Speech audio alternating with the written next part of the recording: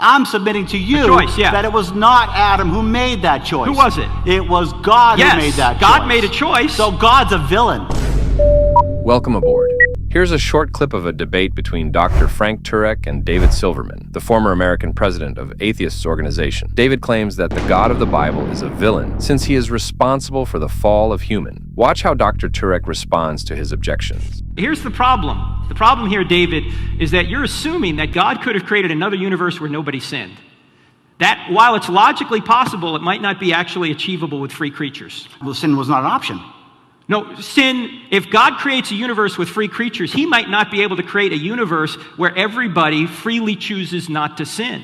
So he creates the universe we're in now, people freely choose to sin, and then his job, the whole purpose of the Bible, and we're not really even here to talk about the Bible, but since you brought it up, the whole theme of the Bible, from Genesis to maps, is one word.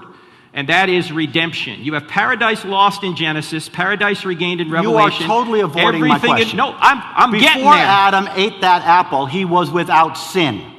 Yes. Before he ate that apple, he was without sin. God put the tree here. Yes. He knew it would cause the fall of man. Yes. God pushed Adam and Eve out of the Garden of Eden. God made the decision. Yes. God made the choice. And then God made the choice to go in and rescue them. So that's what the redemption's all about. God chose. David, I think they'll clap for anything in this audience. God is the villain here. God is the one. Wait! Stop! Yes. There's no villains because there's no good or evil. You've already said so. Stop changing the subject. God is the one who made the choice. I'm not changing the subject. You said evil entered into the universe because of a choice. I'm submitting to you that it was not Adam who made that choice. Who was it? It was God who made that choice. God made a choice. So God's a villain. God's the one who sent you to hell. God's the one who sends everybody to hell. God's the one who caused the fall of man, and he did so with intent, with deliberate. God is a... Nobody sends anybody to hell. You send yourself there. God sent everybody to hell. That's good, but you're not listening to the argument if you're applauding. David, people who are in hell are there justly. Okay? Oh, well, who's justice? Well, there is no justice according to your worldview. It might be that there's no other scenario whereby sin ultimately wouldn't enter the world. Again, let me say this again.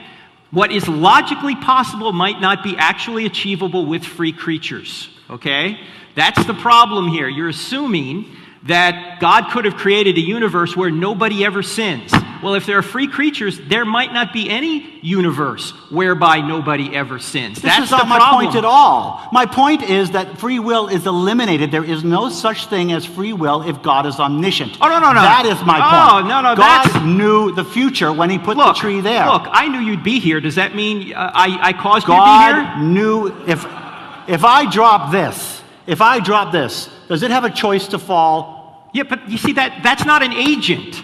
We're agents. We make decisions. If I have 100% foreknowledge, and if I know with 100% certainty that if I put the tree of knowledge here, it happens, and if I put the tree of knowledge here, it doesn't happen. If I have 100% foreknowledge, like your God supposedly does. Just because you know something doesn't mean that you're choosing or that the person doesn't have free will. I mean, you have a 16-year-old daughter. You knew when you had her that she would sin one day, but you're not responsible for that sin, yet you choose to have her. I don't have 100% foreknowledge. I can't cause her to sin. You knew she would sin because she's a human being, yet you chose to have her.